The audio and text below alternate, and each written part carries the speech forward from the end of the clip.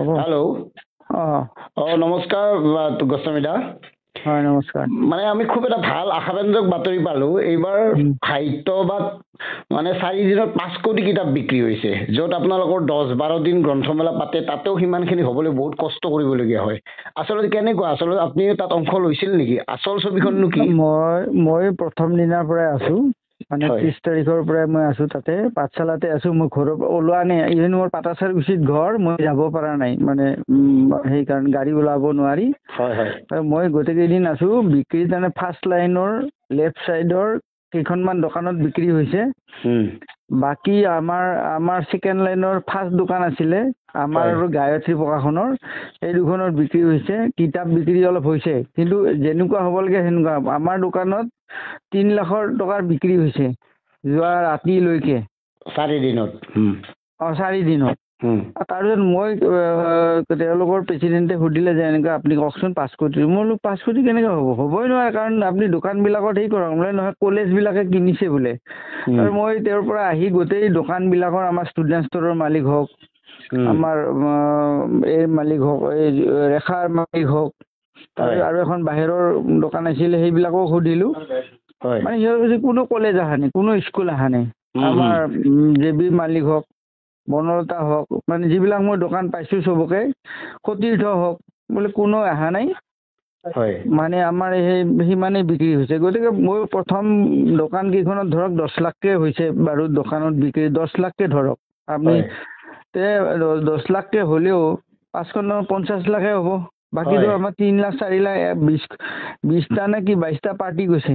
আপুনি এইফালে ক'লে যিটো মানে তেওঁলোকৰ যিটো পেণ্ডেল হৈছে, পেণ্ডেলৰ কাষত য'ত মানে তেওঁলোকে মিটিং চিটিং কৰিছে আমাৰ বুক ফেয়াৰৰ মাজত, তাতে যিকেইখন দোকান আছে তাতে মানুহে নাই।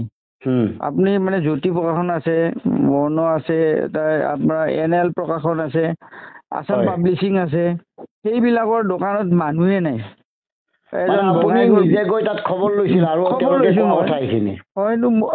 তেওঁলোকে কৈছে 5 কোটি, মোৰ হ'বই নোৱাৰে।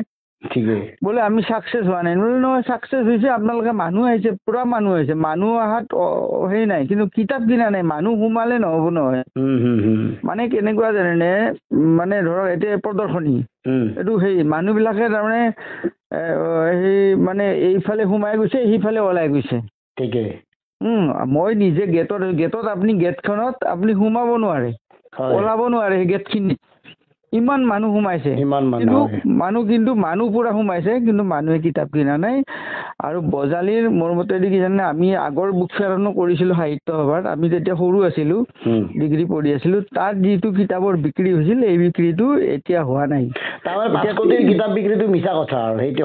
শুনক, আমি 12 দিন বুক ফেয়াৰ কৰোঁ। আমি জানো ন, এই জুবিন গাৰ্গৰ পৰা কিমান বেলেগ বেলেগ বাহিৰৰ মানুহ আনি আমি কাম কৰোঁ। কৰি উঠি আমাৰ গুৱাহাটী চেণ্টাৰ, নৰ্থ ইষ্টৰ গোটেই চেণ্টাৰ এৰিয়াত, তাত আমি বিক্ৰী কৰোঁতে, এইবাৰ 7 কোটি বিক্ৰী কৰোঁতে আমাৰ কিমান কি কষ্ট কৰিছোঁ আমিয়ে জানো। আমাৰ টিকেট বিক্ৰী হয়, সিহঁতৰ টিকেট নাই। মানুহ সোমাইছে, চব প্ৰদৰ্শনীও কিতাপৰে দোকান নুশুনে, চব এনেকুৱা মানুহ আছে। মইতো ভাবোঁ 1 কোটিৰ ওপৰত ব্যৱসায় হোৱা নাই, 1 কোটিও হোৱা নাই। তথাপিও মানে ময়ো বজালীৰে বাকী মানুহ হিচাপে গোটেই মই ছাৰ্ভেটো কৰিছোঁ, 1 কোটি টকাৰ ওপৰত বিক্ৰী হোৱা নাই। আৰু সেইটো মই দৃঢ়তাৰে ক'ব পাৰোঁ।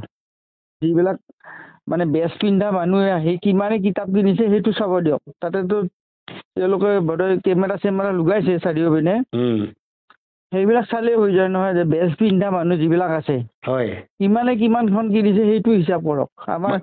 আমাৰ যে ধৰক এই সাহিত্য সভাৰ যিমান প্ৰতিনিধি আছে, কিমান লাখ আছে মই নাজানো, তেওঁলোকে জানিব সেইবিলাক। সেই লাখৰ কিমানে বেজ পিন্ধা মানুহ আমাৰ ইয়াত কিতাপ কিনিছে, সেইটো হিচাপ কৰি দিয়ক। পাব্লিকৰ কথা বাদ দিয়ক।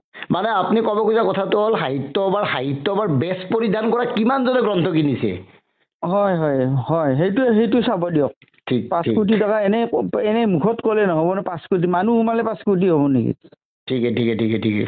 আমাৰ ইয়াতে চাওক, আমি ইয়াতে গুৱাহাটীত তাৰমানে নেশ্যনেল লেভেলৰ কিতাপৰ দোকানী আহে, আমাৰ আঞ্চলিক আছে, বিভিন্ন মাধ্যমৰ কিতাপ আহে, কলেজ ইউনিভাৰ্চিটিৰ কিতাপ আহে। আমি 5 কোটিৰ পৰা 7 কোটি কৰোঁতে কিমান সময় লাগিছে। আমাৰ এইবাৰ ছাপ্লাই হয়, IIT ছাপ্লাই হয়, ইউনিভাৰ্চিটি ছাপ্লাই, চব ছাপ্লাই হোৱাৰ পিছত 5 কোটি 7 কোটি টকা এইবাৰ ব্যৱসায় হৈছে 12 দিনত। এইটো অসম্ভৱ কথা কিয় ক'ব লাগে? ঠিক ঠিক ঠিক সঁচা কথা কওক, সঁচা কথা কওক। আমিতো কৈছো তেওঁলোকক মই কৈছো যে আপোনালোকৰ একো দোষ নাই।